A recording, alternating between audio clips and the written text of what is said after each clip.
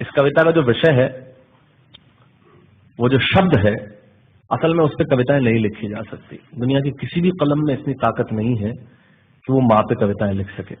मैं तो बहुत छोटा कलमकार हूं, माँ पे क्या कविताएं लिखूंगा। मैंने एक कविता सिर्फ ये लिखी है कि जब माँ हमारे पास होती है तब शायद उसके होने का एहसास नहीं होता। जब माँ नहीं होती तब जिंदगी क्या होती है, बस मैं ये कहना चाहता हूँ। तब आप सुने उस कविता को। एक बहुत छोटी सी कहानी उस कविता के शुरू में कहता हूँ। एक जंगल में एक संगीतकार मृदंग बजाता था। मृदंग ढोलक की तरह एक वाद्य को कहते हैं। और जब मृदंग बजाता तो एक बकरी का बच्चा वहां रोज आके खड़ा हो जाता। एक दिन एक सर ये कैमरे जो भी है बंद कर दें प्लीज, फॉर गॉड सेक। बकरी का बच्चा वहां खड़ा हो जाता आके। तो मृदंग जो बजाता था संगीतकार, उसने उस मेमने से एक दिन पूछ लिया कि यार तुझे क्या मेरा सुर, मेरी ताल, मेरी लय बहुत अच्छी लगती है जो तू रोज यहाँ चला आता है। वो बोला मैं नहीं जानता कि आप क्या बजाते हैं, न मुझे सुर की समझ, न ताल की समझ, न लय की समझ। मैं तो बस इतना जानता हूं कि इस ढोलक पे, इस मृदंग पे जो चमड़ा मढ़ा है वो मेरे माँ के बदन से आया है। क्या बात है, बहुत अच्छे, वाह। जब उस पे थाप पड़ती है मैं आके खड़ा हो जाता हूँ। बहुत अच्छे, वाह। मेरी कविता माँ के न रहने पे भीतर से पड़ी हुई थाप की कविता है, तब सुनाना चाहता हूं। इस कविता में अगर आपके आंसू बाहर की दुनिया की यात्रा करना चाहे तो रोकिएगा मत। अगर आपको ठीक लगे, जैसा कहता हूं जब माँ नहीं होती तब जिंदगी क्या होती है। एक मुनव्वर राणा साहब का शेर उधार लेता हूं कि किसी के हिस्से में मकान आया, किसी के हिस्से में दुकान आई, मैं सबसे छोटा था, मेरे हिस्से में माँ आई। क्या बात है, वाह वाह, बहुत अच्छा। तब कहता हूं कि कल जब उठकर काम पर जा रहा था तो अचानक लगा कि कोई रोक लेगा मुझे। कल जब उठकर काम पर जा रहा था तो अचानक लगा कि कोई रोक लेगा मुझे और कहेगा खड़ा खड़ा दूध मत्ती हजम नहीं होगा। मुझे लगा कोई कहेगा खड़ा खड़ा दूध मत्ती हजम नहीं होगा, 2 घड़ी सांस ले ले, अरे इतनी ठंड और कोट भूल गया, इसे भी अपने पास ले ले। मन में सोचा माँ रसोई से बोली होंगी जिसके हाथों में सना आटा होगा। अगली पंक्ति खालीपन से जुड़े और जुड़े तो मुझे बताएं। मन में सोचा माँ रसोई से बोली होंगी जिसके हाथों में सना आटा होगा, और पलट के देखा तो क्या मालूम था कि वहां सिर्फ सन्नाटा होगा।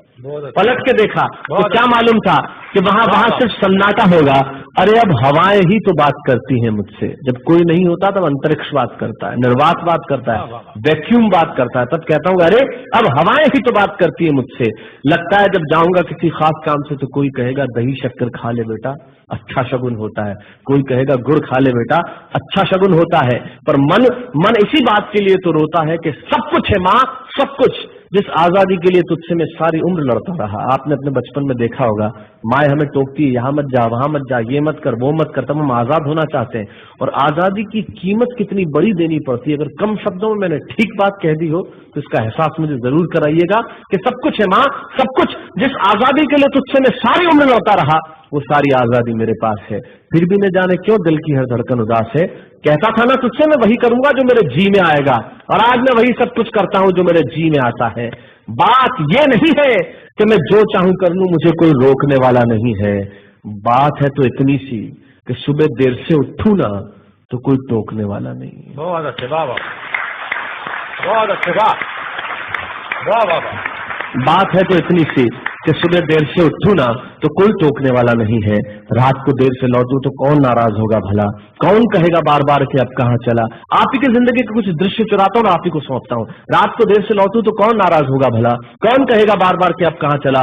दोस्तों के साथ घूमने पर उल्हाने कौन देगा, मेरे वो तमाम झूठे बहाने कौन देगा। सच कहा था, गम की चोटें जख्मों पे फौलाद से ज्यादा क्या होगी, और माँ की दौलत दुनिया में औलाद से ज्यादा क्या होगी। तब कहना चाहता हूं कि रात को देर से लौटूं तो कौन नाराज होगा भला, कौन कहेगा बार बार कि अब कहाँ चला। दोस्तों के साथ घूमने पर उल्हाने कौन देगा, मेरे वो तमाम झूठे बहाने कौन देगा। कौन कहेगा कि इस उम्र में क्यों परेशान करता है। हाय राम, ये लड़का क्यों नहीं सुधरता है। पैसे कहाँ खर्च हो जाते हैं तेरे, क्यों नहीं बताता है। सारा दिन मुझे सताता है, रात को देर से आता है, खाना गर्म करने को जागती रहूं, खिलाने को तेरे पीछे भागती रहूं, बहाती रहूं आंसू तेरे लिए। कभी कुछ सोचा है मेरे लिए। खैर मेरा तो क्या होना है और क्या हुआ है, इस बुढ़िया का तो क्या होना है और क्या हुआ है। तू खुश रह लेना यही दुआ है, और आज तमाम खुशियां ही खुशियां। जीवन में जो सर्वश्रेष्ठ एक पंक्ति जो ईश्वर ने मुझे सौंपी वो मैं आपको सौंपता हूं। कहीं कोई कविता नहीं है, एक बहुत सामान्य सी बात जो बहुत सामान्य ढंग से मैं कह रहा हूं। लेकिन गेट सेट गो जो मैंने किताब लिखी, शायद हिंदुस्तान की पिछले 3 सालों में सबसे ज्यादा बिकने वाली किताब वो रही, 14 भाषाओं में उसका अनुवाद हुआ।